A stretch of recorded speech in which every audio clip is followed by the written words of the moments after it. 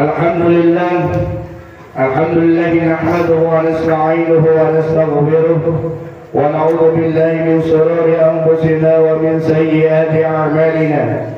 Man yahdihillahu fala mudilla lahu wa man yudlilhu fala hadiya lahu. Asyhadu an la ilaha illallah wahdahu la syarika lahu wa asyhadu anna Muhammadan abduhu wa rasuluhu la nabiyya ba'dahu. Allahumma salli wa sallim wa barik ala abdika wa rasulika sayyidina Muhammadin sallallahu alaihi wasallam bil anbiya'i wal mursalin wa ala alihi wa ashabihi ajma'in. Amma dimuliakan oleh Allah Subhanahu wa taala, mudah-mudahan kita semua diberikan kesehatan dan umur panjang oleh Allah Subhanahu wa taala. Rezeki insyaallah bisa pulang kampung. Amin. Hadirin rahimakumullah, Ramadan yang tinggal beberapa hari lagi, tinggal menghitung waktu, kita sungguh tidak terasa, ya. Berarti kita sebentar lagi akan meninggalkan Ramadan. Biasanya sebentar lagi pada pulang kampung. Sekarang saya akan membahas mengenai kiat-kiat daripada pulang kampung supaya pulang kampung menjadi ibadah. Allah Subhanahu wa taala berfirman dalam Al-Qur'an, "Aina man suqifu illa bihablin minallah wa hablin minan nas." Kadang-kadang manusia itu mempunyai sifat keluh kesah. Udah dihitung-hitung buat pulang kampung, pulangnya gimana? Tapi gak usah keluh kesah. Kita tidak akan bisa keluh kesah dan tidak akan terjadi keluh kesah itu illa bihablin minallah wa hablin minan nas, kecuali kita mengadakan hubungan dengan Allah dan hubungan dengan sesama manusia. Bagaimanakah hubungan dengan Allah?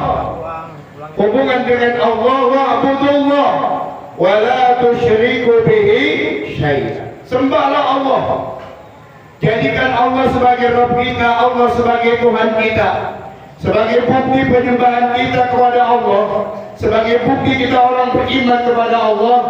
Maka kita mentaati segala apa-apa yang diperintahkan oleh Allah Subhanahu wa ta'ala. Insyaallah kita laksanakan seluruhnya sebagai tanda taat dan syukur kepada Allah Subhanahu wa ta'ala. Perbanyak istighfar. Apalagi jangan sekali-kali ninggalin sholat. Yang paling rentan sekarang waktu sholat itu adalah waktu sholat maghrib. Kalau kemarin waktu sholat subuh. Kenapa? Nih kalau sholat maghrib sekarang, atau di sini di masjid, yang di belakang udah qomat, di masjid belum ada 2, 3, 4. Baru qomat, baru rame-rame.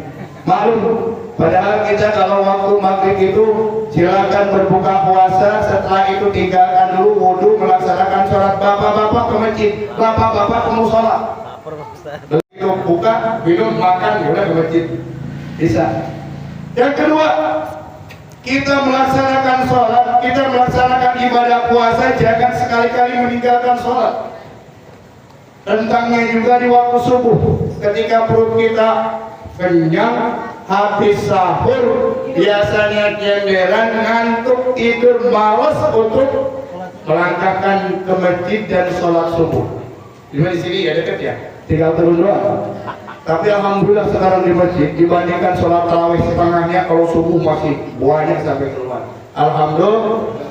Mungkin sholat tarawihnya mereka masih di mana, di sana. Kalau subuh ya menjauh lah di sini. Yang kedua, ketika pulang kampung nih Bu, penting. Satu, pulang kampung itu adalah bagian hablum minan nas. Siapa yang ingin dimudahkan rezekinya, dipanjangkan umurnya, maka hendaklah falyasir rahimah, hendaklah kita menyatukan, mempererat tali silaturahim. Kita tahu kan orang perantau di Jakarta, ada yang udah 20 tahun? Ada. Saya udah 27 tahun nih. Dapatnya apa? Anak 3. Istri orang Jakarta. Saya istri orang Jakarta. Gini-gini dapat orang Betawi. Sama Mas Run berarti duluan saya. Dulu kita merantau ke Jakarta. Minimal kita tiap tahun datang ke sana. Luruskan niat kita yang pertama. Niatnya silaturahim. Niatnya semata-mata karena Allah untuk silaturahmi. Kalau kita niatnya semata-mata karena Allah silaturahmi, Allah akan panjangkan umurnya, Allah akan berkahkan rezekinya. Insya Allah pulang ke Jakarta bawanya banyak. Beras lagi dong. Tapi jangan lupa kalau pulang ke kampung, ingetin tuh anggarannya pulangnya harus ada. Pulang ke kampung minjemin lagi. Aduh, kasihan orang kampung, orang tua udah bawa sedikit ke sono ngasih orang tua 500.000, begitu pulang udah 1 juta ngejual kambing. Aduh, itu namanya melaratin kabar ya. Kita harus perhitungkan ya. Tuh, niatkan semata-mata karena Allah. Khotimah. Yang terpenting di jalannya jangan ninggalin sholat. Kita sudah belajar fikih nih, manfaatkan ilmu yang namanya sholat jamaah. Bu tahu sholat jamaah bu? Nih manfaatin nih, amalin ya. Sholat jamaah itu penggabungan 2 waktu sholat ya. Contoh misalkan yang boleh digabung zuhur dengan asar, maghrib dengan isya, jangan zuhur dengan subuh. Tentang-tentang itu apa dulu dengan subuh? Sholat zuhurnya di rumah, sampai sholat subuh, isya dan sholat dan maghribnya. Itu jangan. Keringanan ketika kita di perjalanan, jangan lupa kita sebelum ke sana bawa alat-alat sholatnya. Bila perlu sejadahnya gede, siapa tahu kalau misalkan macet di jalan tol karena 2 jam, ya udah sholat di jalan tol. Ya, cari air nggak ada, air aqua itu apa-apa nggak ada, tayamum. Ya, kalau bisa berhenti ya berhenti. Daripada nanti ke sana ya udah manfaatkan sholat jamaah. Ada yang disebut dengan jamaah takdim nih. Jamaah takdim itu menggabungkan contoh waktu zuhur dengan asar. Nih ketika datang waktu zuhur, nah kita niat sholat zuhur dan kira-kira ini kayak nyampe ya ke sana macet lagi, kita nyari-nyari airnya susah lagi. Ya udah, asarnya ditarik ke zuhur. Itu namanya jamaah takdim. Nih, ya. Nah kalau misalkan wah ini zuhur susah, jamaah akhir. Kalau hanya jamaah saja silakan, misalkan jamaah takdim, silakan laksanakan dulu sholat zuhurnya 4 rakaat baru sholat asar. Atau ketika sholat asar dulu, yang punya waktu dulu hormati, baru sholat zuhur. Ada lagi yang lebih ringan, sudah dijama dikosor. Kosor itu artinya apa? Ringkes. Nah yang diringkes itu adalah yang rakaatnya 4 rakaat. Zuhur 4 rakaat jadi berapa? 2. Asar 4 rakaat jadi 2. Maghrib kagak bisa. 1,5. Subuh kagak bisa. Ketika jamaah takdim kosor, Bapak Ibu, ini penting nih ilmu pulang kampung. Kalau saya sih Sukabumi dekat-dekat aja, tapi sama aja ke Jawa macetnya. Sama ke Jawa itu sekian jam, ke Sukabumi bisa sekian jam juga macetnya mau bilang ya. Nih, ketika sholat jamaah takdim dan kosor, yang penting niat dalam hati. Usul-usulnya udah nggak usah apalin, cari aja. Tapi yang terpenting kan ketika takbiratul ihram niatnya di situ.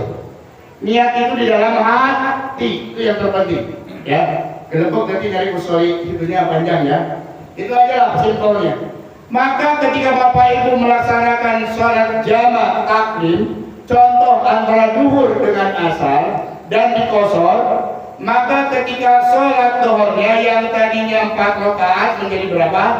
2. Kemudian sholat asarnya yang hebat ya, itu kehebatan Allah.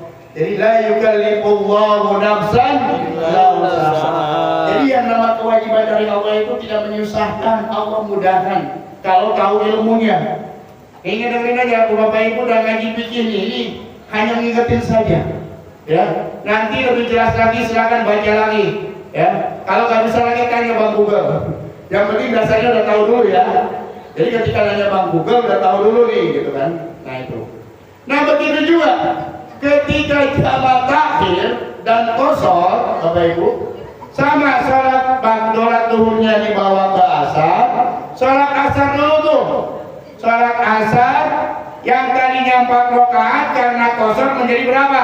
2. Begitu juga setelah itu jangan bacaan-bacaan dulu, lanjut ya. Lanjut jadi 2 rakaat. Tuh ya. Dohor dengan asar. Gimana nih maghrib dengan isya? Maghrib kan nggak bisa dikosor ya, dijamak saja lah. Itu waktunya juga dekat. Biasanya kalau istirahat maghrib ya tunggulah isya dulu lah. Kalau nggak usah dijamak gitu kan. Kalau tidak memungkinkan dijamak ya nggak usah dijamak. Saya mah nggak mau jamak. Ada bapak ibu yang namanya sholat di kendaraan. Ya, ada mudah. Pak, gimana wudhunya? Kalau di pesawat enak, ada toiletnya, udah wudhu pakai air. Di kereta juga ada kan? Ada di bis, kalau bisnya yang ada toiletnya di sana nggak apa-apa.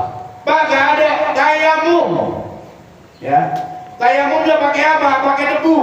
Nih, ada kan di pojok di jok itu, ya.